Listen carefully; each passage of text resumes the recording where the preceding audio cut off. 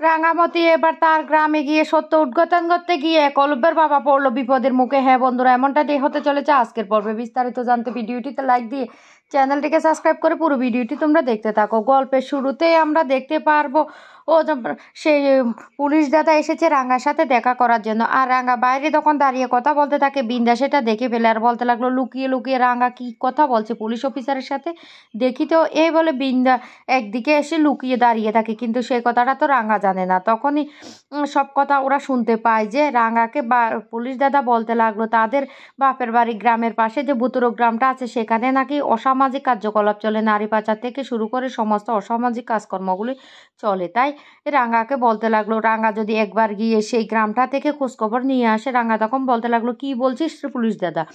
আরে ওটা তো ভুতুরে গ্রাম, আমাদের বাবারা ছোটবেলায় বলেছে ওই গ্রামের পাশে ধারে কাছেও যেন কেউ না যায়। রাতের বেলা তো দূরে থাক, দিনের বেলায়ও কেউ যাতে ওই গ্রামের আশেপাশে হাঁটে না। তখন বলতে লাগলো, এসব মিথ্যে কথা, ওই গ্রামে হয় যত অসামাজিক কর্মকাণ্ড, নারী পাচার, বিভিন্ন ধরনের অস্ত্র চালান, সব কিছু। তখন বলতে লাগলো, তাহলে তাহলে তোরা যাচ্ছিস না কেন? তোরা যা, তোরা গিয়ে ওইগুলিকে ধর, ওই চক্রগুলিকে। তখনই পুলিশ বলতে লাগলো, শুনো রাঙ্গা, আমরা হুটহাট করে গিয়ে তো কোনো কিছু করতে পারবো না। তুমি যদি একবার যদি ওই গ্রামটাতে গিয়ে আমাদেরকে কিছু ইনফরমেশান এনে দিতে পারো তাহলে আমাদের একটু সুবিধা হয়। রাঙ্গা তখন বলতে লাগলো, যদি উড়ানবাবু যেতে রাজি হয় তাহলে আমি যাব, না হলে আমি যেতে পারবো না। এদিকে বিন্দা খুব খুশি হয়, যার হাসতে থাকে।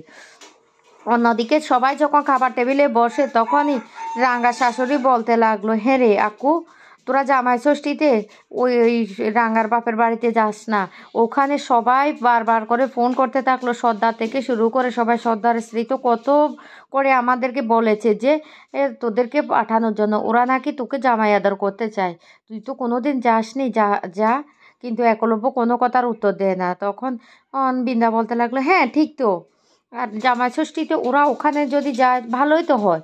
আর রাঙ্গা আর একলব্য একসাথে জামাই ষষ্ঠীতে যাবে, তাহলে তো আমাদের কোনো আপত্তি থাকতে পারে না। তখন রাঙ্গা অবাক হয়ে বিন্দার দিকে তাকিয়ে থাকলে বিন্দা তখন বলতে লাগলো, ও শুন, ও রাঙ্গা, এতদিন না আহিরি আমাদেরকে সবাইকে ঠকিয়েছে। তাই আমি চাই না ওই মেয়েটার কথা ভেবে আমরা কেউ কষ্ট পাই। ওই মেয়েটা জেলে আছে, জেলে পড়ে থাক, তোরা বরং সেখানে গিয়ে একটু আনন্দ কর। তখন ময়না বলতে লাগলো, কি ব্যাপার বুঝতে তো পারছি না, যে দিদিভাই বলেছে রাঙ্গা আর একলব্যকে এক হতে দিবে না, সে এখন সেখানে যাওয়ার জন্য বলছে, কিছুই তো বুঝতে পারছি না। এদিকে রাঙ্গারও বারবার সন্দেহ হতে থাকে। রাঙ্গা তখন বলতে লাগলো, উড়ানবাবু যদি যেতে না চায় মা, তাহলে আমাদের যাওয়ার কোনো দরকার নেই। তখন রাঙ্গা শাশুড়ি বলতে লাগলো, শোন রাঙ্গা, তোকে এত মাঝখানে কথা বলতে বলছে কে? আমরা কথা বলছি তো। তখন রাঙ্গার শ্বশুরও বলতে লাগলো, হ্যাঁ রে আকু, একবার ওই গ্রামটাতে যা, দেখবি তোর মা যখন ওখানে শিক্ষকতা করতো তখন কিন্তু ওখানে ওরা কত যে আদর যত্ন করতো। তুই যদি একবার যাস দেখবি তোর কাছে খুব ভালো লাগবে। তখনই একলব্য যাওয়ার জন্য রাজি হয়ে যায় আর বলতে লাগলো, ঠিক আছে আমি যাব।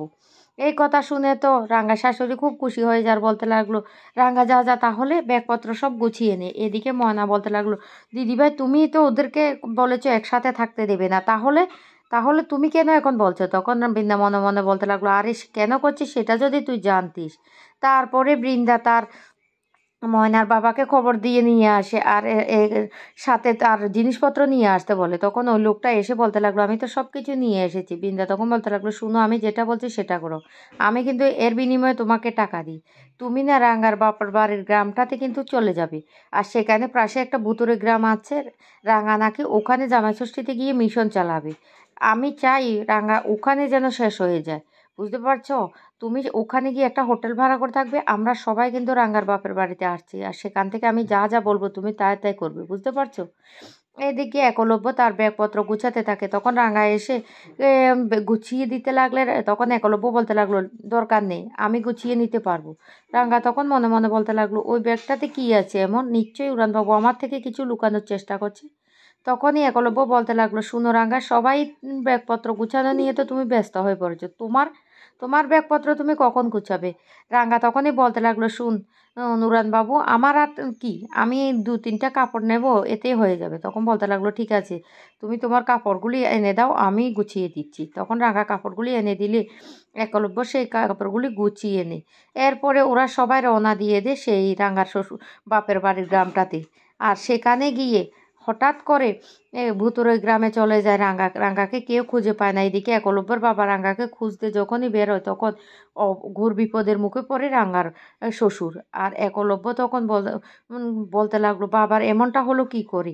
তো বন্ধুরা সত্যিই যে এর পিছনে রাঙ্গার হাত আছে তখন জানতে পারলে তো কি হবে।